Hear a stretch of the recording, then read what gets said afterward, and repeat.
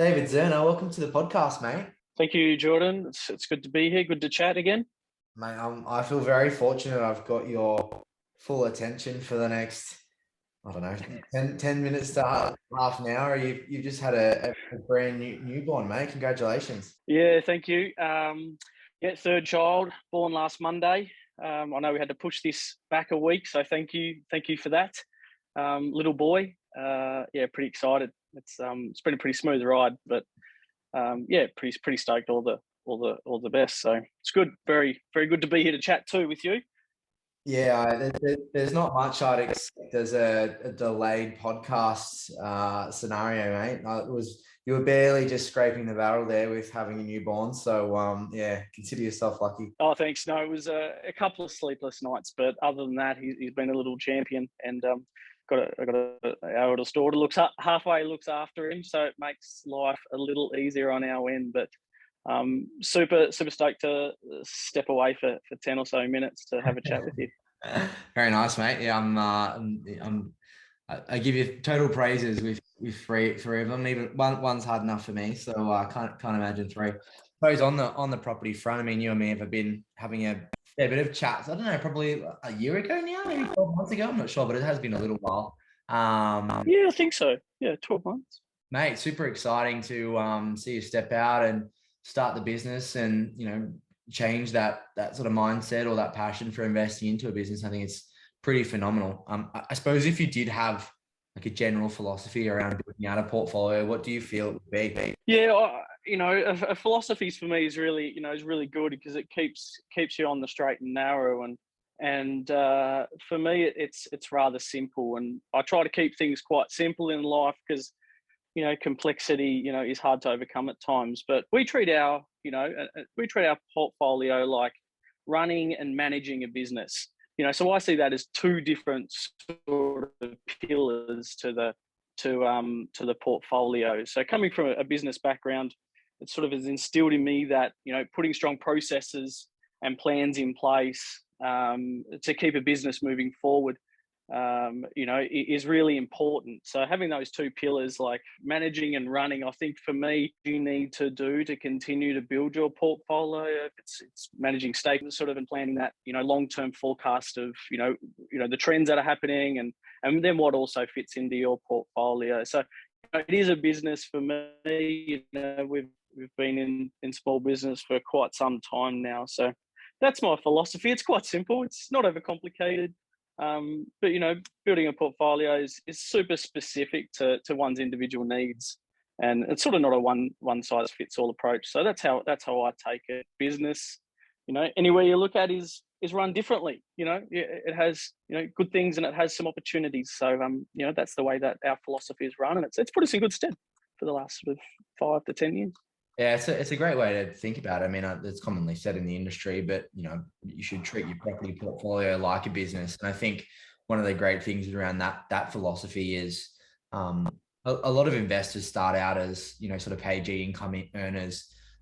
They want to exit the rat race. They decide that property is their vehicle to do that, and they start to build a portfolio and actually start to realize that business side of treating the portfolio like a business, and then ultimately potentially start a business out of that as well and out of that passion. But I think the good thing for you is that business mindset before starting or during that property phase. So you've taken that approach from the start, which I think is pretty phenomenal. So mate, if you had an opportunity to go back to your younger self, most likely prior to kid number one, what would you go back and tell yourself if you could when you first started building your portfolio?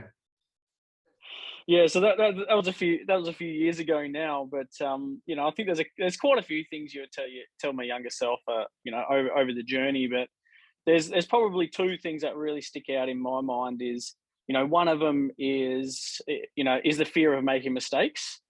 And early on in building that portfolio, it's you're sort of frightened about these little mistakes you make, and so on and so forth. So overcoming them and actually making mistakes along the way, I think is fine. You need to make small mistakes. You need to make mistakes because you learn from them so deeply. And it lights a fire for you to bounce back, and be strong, and then perform and not make those mistakes moving forward. So that's probably one point.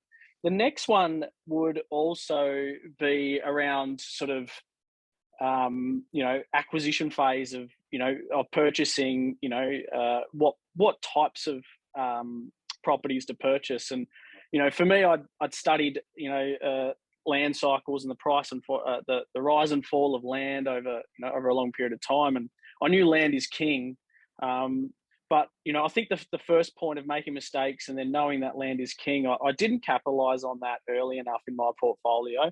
I knew I had to buy good land holdings, but to what extent I wasn't quite there. And that was probably the biggest thing I could have told myself. So understanding how that land volume plays its part in, the capital growth, calculation over time would have been, extremely helpful, and change the portfolio direction even more. So just like that is, they're probably two things that have really stood out in my mind about, what would I go back and sort of get the stick out and slap me around the legs and say, hey, make some mistakes, learn from them, build them, and then buy land, buy as much as you can. And, as long as it makes sense in your portfolio.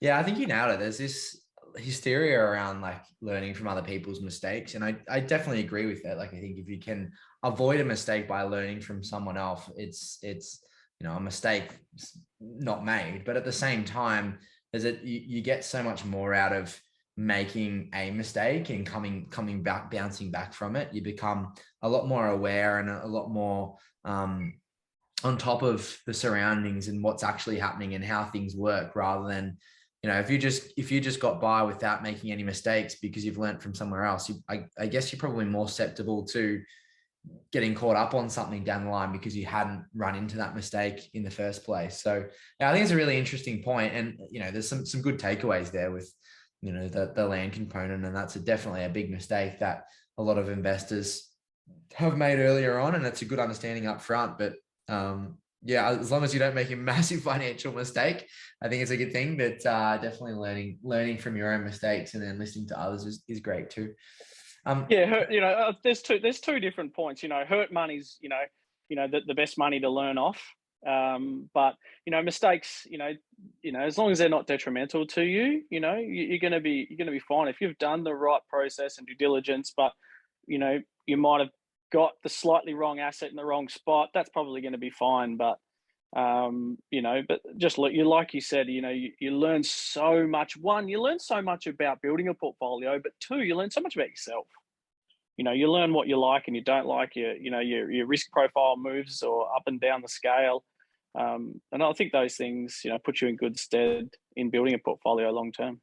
Yeah, definitely. I couldn't agree more. Now you don't have to get into too much detail around your own sort of personal portfolio, but do you feel like you'd made any mistakes along the way that you could share with the listeners? And would you change anything if you could? I've been thinking about this for a while, like just, over the last probably 12 or 18 months or 2 years, like the property market's been, on a steep ladder, over that time. And, you look back and say, I wish I could have, or I might have, or why didn't I? But my wife and I have a really nice synergy between sort of, living in the moment and enjoying life as it is today, and then making the most out of it, but also planning for long-term wealth. So our portfolio was designed with that in mind. It wasn't, we weren't going out and, buying 100 properties over X amount of years. We were really working for that long-term wealth journey. So the mistake really, and the thing that I'm ultimately passionate about, and I made this mistake, and it's not costly at all, by no means, but it's understanding what that first or second purchase means, and choosing that right in that acquisition phase, choosing that right asset to ensure it propels your journey towards the goal you've set. And I think that's really important, that, that first or second purchase can really bounce your portfolio or your life in general, into somewhere where you might not have thought it could have gone. So that's the mistake I did. I bought a 2-bedroom house rather than a 3-bedroom. I bought a small parcel of land. rather than a bigger parcel of land when I could have bought next door. And that's a while ago now. That's, it's okay. It's turned its course. It's run its cycle, and it's paid me, time and time again. But that when I talk to people about portfolio building and what should you look for is, is ensuring that first or second purchase is one for you to set up, for the long term. Yeah, you nailed it. That first or second purchase will always have a massive impact on the portfolio moving forward. That'll decide how fast it grows and how much equity you can pull out to continue going moving forward from there. So you've nailed it. And I guess it's probably a little bit different from you because you did have that business mentality prior to starting a business. But do you mind sort of walking through your first business, when that started, then when you started investing, or was it prior to that? And then from that journey, what made you decide to start a career in the property space and become a buyer's agent? Yeah, this is a really good one, and it was only last week I caught up with a client, and we had a really good deep chat about staging, where a business comes into building a portfolio. Is it before or after or during? Or we were very young when we started our small business, and it was purposely, we knew we probably could have gone down that property route, but we sort of sacrificed buying property, like a lot of property earlier on, to then sort of focus on building our small business. So that was sort of the journey, and we sort of knew that was going to happen. And it's sort of the lessons and the mistakes we learned through our other business. We knew what to do, what not to do, but there was a big thing that we learned over time, was that you're not alone in small business, and you're not alone. You have so many trusted advisors and people to lean on. And moving to a buyer's agency, I had all those connections straight away. I didn't have to develop them and build them, and find trusted advisors to lean on, and advise us on our buyer's agency business. So that was sort of how that worked. The income from our small business is what drives a portfolio, and that's part of one of my philosophies of building wealth over your life's journey, is having a strong cash flow business to be able to inject those profits into continuing to build your wealth. So that's sort of that's where we started building a business. We built that really strong, and it's still strong today. We're sort of over 9.5 years into it. And going gangbusters all the way through COVID. We call it a recession-proof industry. We're in the hospitality industry, so that's been a good stead. And then being able now to step away, and still have that, but then work in a passion of ours of working with people and guiding and coaching them to better themselves is something that we've both enjoyed as far back as I can remember. So changing the dial a little bit. We were comfortable enough in our portfolio on a spot where we could sit and maintain that.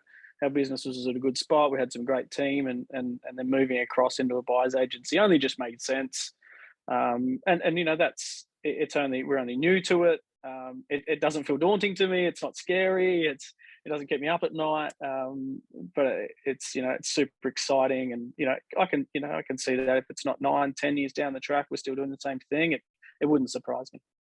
Yeah, that's awesome, mate. And I love that whole mentality of, you understand the business world and how that works. And it's, you can, almost plug and play out what industry you go in. There's things in a business that have to be done in a certain way and things you have to stay on top of. And so understanding that whole perspective of, sales and marketing and everything else that goes into a business, doing your accounts and tax, everything else like that. If you can just plug in. I think you're really right. A lot of people, that in the circle with, we've all got this philosophy that each business is actually the same. You might have a different heading. You might be in retail, or you might be in real estate, or you might be in hospitality, but the fundamentals of business is exactly the same. So we're all here reasonably for the same reason, no matter what you're selling or providing advice on. And that just puts you in good stead. So it's just about what you do with that end result of what you're in a business, I think is the real key. Is the real key. Yeah, yeah, spot on. And I love that you've, stepped out and pursued something you really enjoy and love. So that's great, mate. Now I know there's a fair few out there, but if you had one favorite property one liner, what would it be? Yeah, this this one liner. I think I was. I'd like to say I was 19. I'm probably thinking I was 20. When I was working in retail at the time. When I had a boss come over from from the mainland. I live in Hobart, so he come over from mainland. He was pretty, he's pretty intimidating as they are in those days, and he actually was about 5 foot. I'm not very tall. I might be 5'9" or something, and he's 5 foot, so he was up to my shoulder. He grabbed me by the ear, and which is not something you get every day. Someone grab you by the ear, and he dragged me to the front of the place where I was working. And he said to me, he just said, fail to plan is like planning to fail. And he said, you're failing. And for me, it stuck to me forever.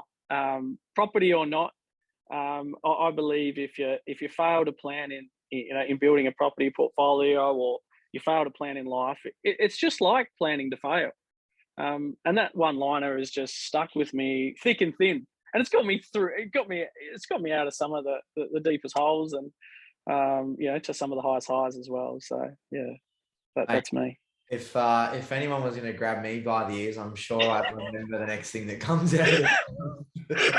And that's a while ago, and if he listens to this, he'll know exactly who he is. And it was fun, yes, it was jovial. It was, I don't think you could do that in a workplace now. I can tell you that. That's so true. And even the ears is like the weirdest place to grab. Like it's just so fun. It's because he was short. That's that point he could grab to make a difference. I believe so. Yeah. Yeah, fair enough. He definitely had an impact, which was his goal. So he's done well there. And that's a cracking one liner, mate. It's probably one of my favorites. I think is make sure you have that plan. Otherwise, you're not aiming for anything. You're not going anywhere. So how can you succeed if you don't know what you want to exceed with? Or succeed? Yeah, and I think some people, you can complicate it, and you can go in depth, or you can back of the napkin. That's fine. Like either way, I don't think is an issue. It's just being able to know where you want to go to, and then you can discover those steps along the way.